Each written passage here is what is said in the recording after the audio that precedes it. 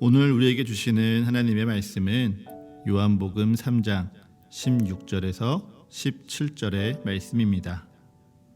하나님이 세상을 이처럼 사랑하사 독생자를 주셨으니 이는 그를 믿는 자마다 멸망하지 않고 영생을 얻게 하려 하심이라. 하나님이 그 아들을 세상에 보내신 것은 세상을 심판하려 하심이 아니요 그로 말미암아 세상이 구원을 받게 하려 하심이라. 아멘. 성령 강림절후 16째 주일입니다. 우리 오늘도 말씀을 나누기 전 두 눈을 감고 우리 가슴에 손을 얹고 이렇게 함께 고백하겠습니다. 주님께서 나를 부르십니다. 주님께서 내게 말씀하십니다. 그 말씀에 능력이 있습니다. 그 말씀에 생명이 있습니다. 주의 말씀에 나의 마음을 엽니다. 주의 말씀에 나의 생각을 집중합니다. 듣는 만큼 변화하겠습니다. 듣는 만큼 순종하겠습니다. 주님 내게 말씀하여 주옵소서. 주님 우리로 듣게 하여 주옵소서. 아멘. 오늘은 서가교회 성도교육 프로그램 교회가 되어져 갑니다의 세 번째 시간으로 믿으면 무엇이 달라지는지 한번 되돌아보고자 합니다. 그 전에 이제 3주차니까 한번 복습을 해보는 것도 좋을 것 같습니다. 첫째 주, 우리는 우리가 먼저 회복해야 할 교회의 모습에 대해서 나누었습니다. 여러분, 교회가 무엇입니까? 주는 그리스도시요 살아계신 하나님의 아들이라 고백하는 우리 믿음 위에, 이 믿음의 반석 위에 주님이 세우시는 주님의 교회입니다.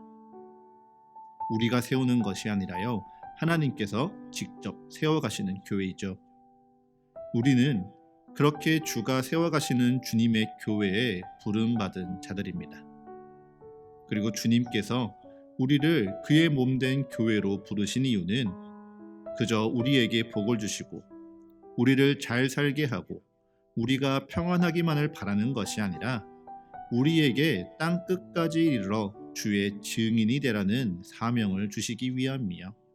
그 사명대로 이제 땅 끝까지 나아갈 삶이 우리에게 있음을 확인하는 곳이 바로 이 교회입니다.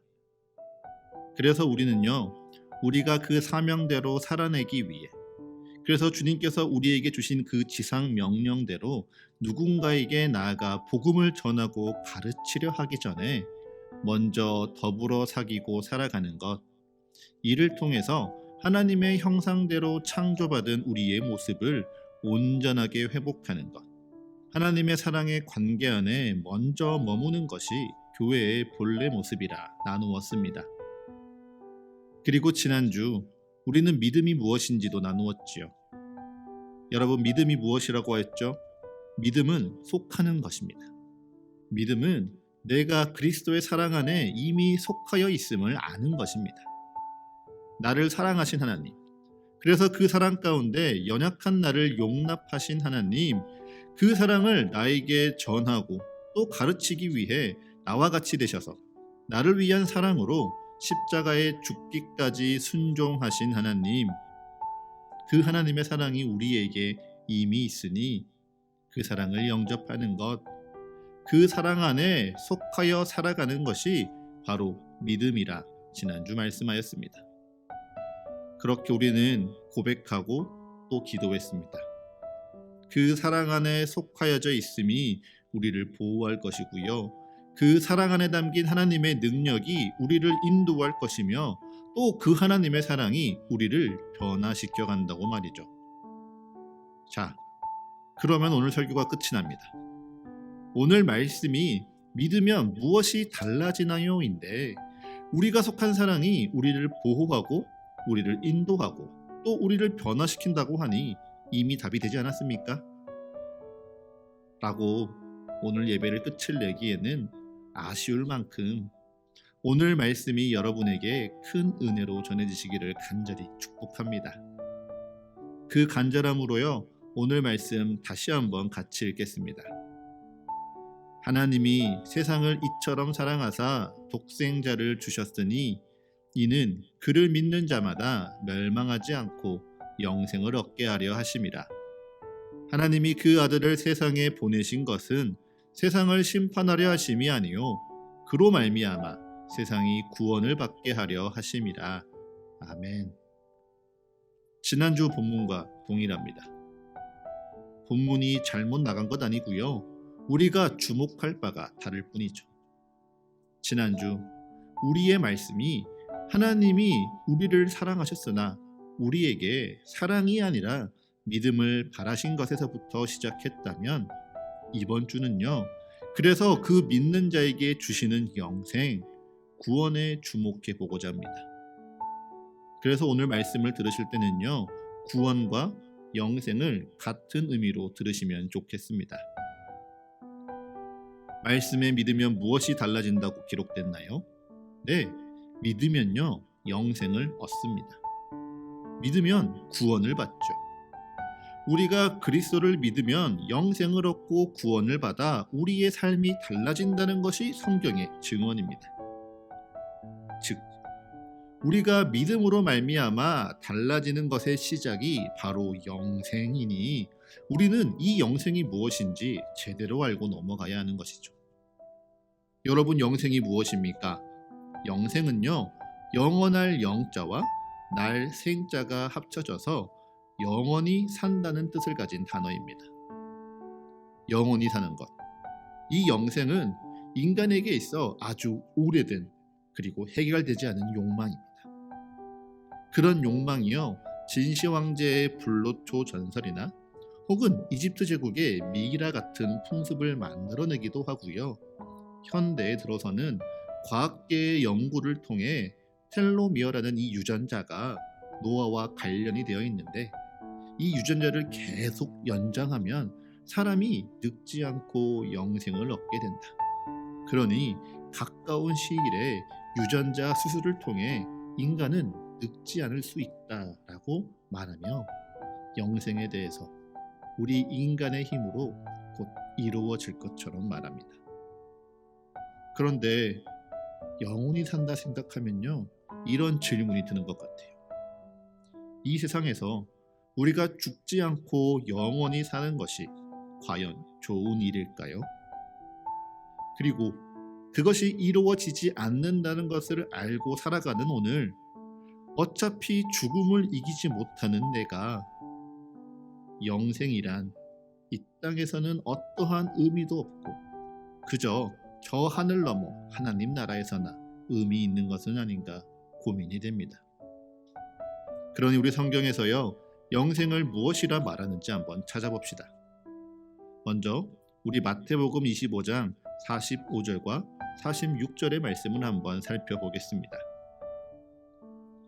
이에 임금이 대답하여 이르시되 내가 진실로 너희에게 이르노니 이 지극히 작은 자 하나에게 하지 아니한 것이 곧 내게 하지 아니한 것이니라 하시리니 그들은 영벌에 의인들은 영생에 들어가리라 하시니라. 아멘. 지극히 작은 자, 즉 임금을 대접하지 않은 죄인은요 영벌에 처해집니다. 반대로요, 지극히 작은 자, 곧 임금을 대접한 의인들은 영생에 들어가리라고 기록되어 있죠. 그런데 주목할 것은요, 영생의 반대말이 영벌이라는 것입니다. 단순히 영생이 영원히 사는 것이라면 그 반대말은 영원한 죽음이어야 할 것 같은데 성경은 영생의 반대로 영벌, 즉 영원히 끝나지 않을 벌에 대해서 이야기하는 것이죠. 이것은요, 영생이 단순히 영원히 사는 것이 아니라 어떠한 삶의 질, 삶의 상태와 관련되지 않았을까 성경은 우리에게 보여주고 있습니다. 자, 이어서요 요한복음 10장 10절의 말씀을 읽어보겠습니다. 도둑이 오는 것은 도둑질하고 죽이고 멸망시키려는 것뿐이요 내가 온 것은 양으로 생명을 얻게 하고 더 풍성히 얻게 하려는 것이라. 아멘. 하나님이 세상을 이처럼 사랑하사 독생자를 주셨으니 이는 그를 믿는 자마다 영생을 주려 하심이라 말씀하신 우리 주님께서요. 이제 그 아들이 온 것은 그를 따르는 양, 곧 주의 백성들에게 생명을 얻게 하고 그 생명을 더욱 풍성히 얻게 하려는 것이라 말씀하고 있습니다. 영벌과 반대되는 영생이 영원히 벌을 받으며 고통 가운데 빈곤하게 사는 것이 아니라 오히려 풍성한 생명을 충만하게 누리는 삶이라 전하고 있는 것이죠. 끝으로 우리 한 말씀만 더 같이 읽겠습니다. 누가복음 19장 9절입니다. 예수께서 이르시되 오늘 구원이 이 집에 이르렀으니 이 사람도 아브라함의 자손임이로다. 아멘. 우리 지난주에도 함께 읽었던 본문이죠. 삭개오가요 자신을 용납하고 자신과 같이 죄인이 되어 자신의 집에 거하시겠다 말씀하신 예수님을 영접하였습니다. 그리고 예수님도 자신을 영접하는 삭개오를 향해 오늘 구원이 이 집에 이르렀다 말씀하시죠. 내가 믿음으로 말미암아 나중에 구원받을 거야. 내가 영생을 죽고 나서 누리게 될 거야 말씀하지 않고요. 구원과 영생이 예수님을 영접함으로 말미암아 예수님을 믿음으로 말미암아 오늘 이 집에 이르렀다 말씀하십니다. 여기서 영생의 의미가 분명해집니다. 영생은요 단순히 오래 살고 죽지 않는 것이 아닙니다. 영생은 훗날 이 땅에서 우리가 죽은 후에 하나님 나라에서 영원히 사는 것만을 뜻하지도 않습니다. 영생은요 믿음으로 말미암아 우리가 속하게 된 하나님의 이 사랑 안에서 오늘부터 그 풍성한 생명을 누리며 이 땅의 비교와 결핍에 슬퍼하고 괴로워하는 삶이 아니라 믿음으로 말미암아 더 나은 삶의 질, 더 나은 삶의 모습으로 오늘을 살아가는 것, 그것이 바로 성경이 우리에게 가르치고 있는 영생입니다. 그런데요, 그 당시 유대인들은요, 그리스도, 메시아가 이 땅에 오시면 모든 옛세대가 심판받아 끝이 나고 새로운 시대에 하나님의 통치가 시작된다 믿었습니다. 그리고 그 하나님의 통치 안에 머무는 사람들, 즉 아브라함의 혈통 가운데 있는 자신들만이 새로운 시대에 속한 생명, 영생을 살아간다 생각했죠. 그래서 하나님은 그 뜻대로 이 땅을 심판하셨습니다. 바로 예수님의 십자가를 통하여 이 땅의 모든 죄악을 심판하사 새로운 시대를 시작하셨죠. 또 하나님은 예수님의 부활을 통하여서요 새로운 시대를 살아가는 새 생명, 영생을 우리에게 보여주셨습니다. 무엇보다 이를 믿는 이들에게 새로운 시대, 새로운 세대에 속하여 영생을 살아가는 은혜 또한 이미 허락하셨죠. 우리는 알고 있습니다. 우리는 이미 그 은혜 안에 속하여 있음을 우리는 알고 또한 믿고 있죠. 그리고요, 여러분이 정말 그 은혜를 알고 믿으신다면요, 이제는 그 은혜 안에 살아가셔야 합니다. 하나님 나라에 속한 사람들로서 하나님 나라에 속한 삶, 영생에 속한 오늘을 살아가야 할 의무가 우리에게 있는 것이죠. 그래서 성경은요, 그처럼 영생을 살아가야 할 우리에게 이렇게 말합니다. 빌립보서 2장 12절입니다. 그러므로 나의 사랑하는 자들아, 너희가 나 있을 때뿐 아니라 더욱 지금 나 없을 때에도 항상 복종하여 두렵고 떨림으로 너희 구원을 이루라. 아멘. 성경은 너희의 구원, 너희의 영생을 이루라고 말합니다. 즉 예수님을 믿음으로 너희가 구원을 받았으니 이제 너희가 할 것은 끝이 났고 너희는 누리기만 하면 돼 말하는 것이 아니라요, 너희 스스로 구원을 받은 자라, 너희 스스로 영생에 걸맞는 삶을 살아가라, 이루라 말씀하시는 것이죠. 그리스도를 믿음으로 말미암아 우리가 하나님의 자녀가 되었고 그래서 하나님을 아빠라고 부르며 하나님께 속하여 살아가게 된 것이 우리에게 주어진 구원과 영생의 출발이라면요, 이제는요 내가 하나님의 자녀답게 살아가는 것, 그래서 하나님 나라의 백성으로 변해가는 것이 오늘 우리에게 주어진 구원과 영생을 이루어내는 숙제인 것입니다. 이처럼 믿음으로 말미암아 내 삶 가운데 이미 구원과 영생이 시작되었고, 이제 오늘 내게 주어진 이 영생의 하루 앞에 풍성한 은혜로 새롭게 살아가길 원하신다면 오늘 제가 전해드리는 이 세 가지의 단어를 꼭 기억하고 살아가십시오. 첫째로요, 오늘을 더 나은 삶, 더 나은 영생의 시간으로 살아가길 원하시면 안 해본 것을 해보시고요, 안 해본 길을 걸어가 보십시오. 여러분 이런 경험 있지 않으십니까? 늘상 다니던 길이었습니다. 사람이 너무도 많아서요, 땅만 보고 가거나 핸드폰을 보고 걸어가던 그 길이었어요. 그런데 우연히 하늘을 봤는데요, 너무 예쁜 노을이 펼쳐진 거예요. 혹은 그저 빨리 가려는 목적으로 익숙하다는 핑계로 늘 가던 길을 가다가 우연히 빠져나간 골목길에서 좋은 카페, 맛있는 식당을 발견하며 즐거워하는 그런 경험 같은 것 말이죠. 우리 인생이요, 그런 것 같아요. 늘 우리 습관대로 해오던 대로, 그래서 세상에서 당연하다는 대로 반응하며 버티다 보면요, 그 안에 내가 정말 주의 사랑 안에 속했는지, 혹은 내가 영생의 풍성한 은혜를 누리고 있는지 알 수 없습니다.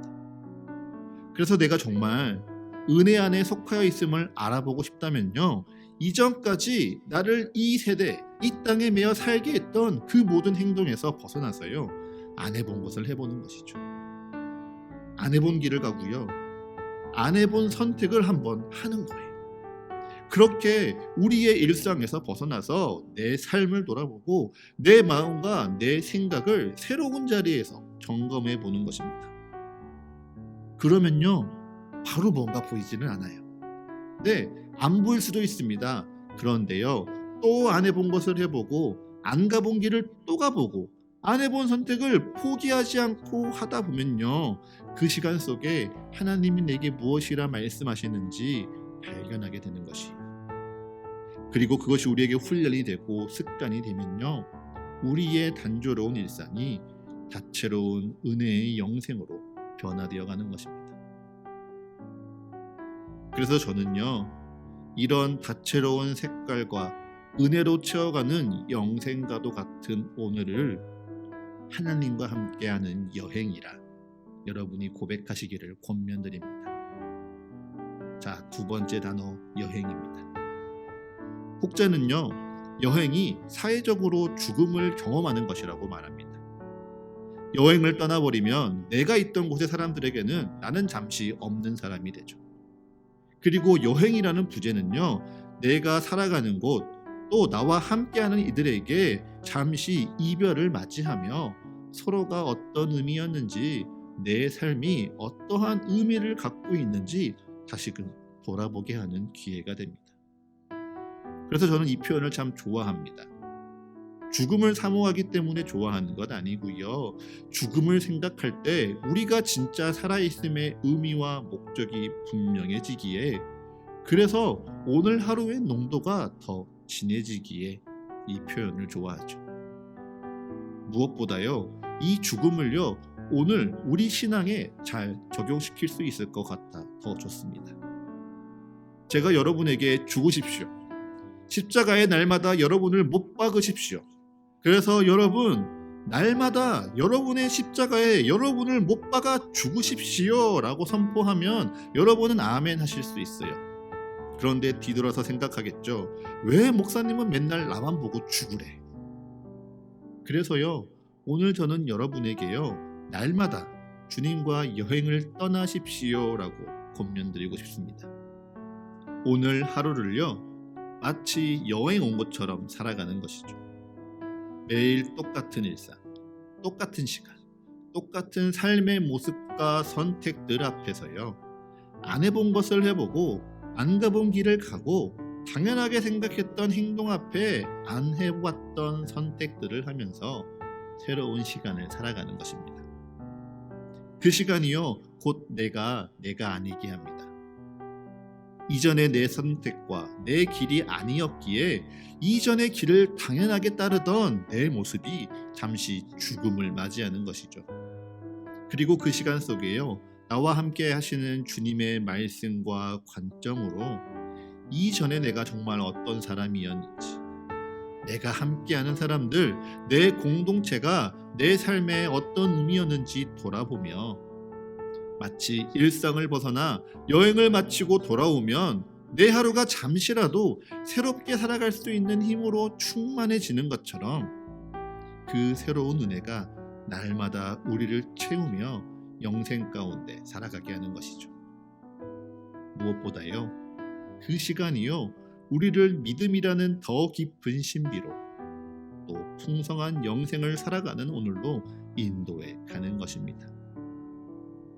그래서 저는 마지막으로요, 여러분에게 전하고 싶은 단어는요, 그 영생을 살아가는 시간 속에 여러분이 그리스도에게 이르는 각자의 지도를 완성해가는 그 숙제를 꼭 하시기를 권면드리고 싶습니다. 제가 저희 아이와 함께 할 때요, 제일 놀라는 동작이 있습니다. 어떤 동작인지 아시나요? 저희 아이가요, 핸드폰에서 사진을 확대하고 축소하는 동작을요, 누가 가르쳐 준 적도 없는데 하고 있습니다. 이렇게 핸드폰을 잡고 그 고사리 같은 손으로 손을 펼쳤다 줄어들였다 하면서 사진을 보고 있는 것이죠.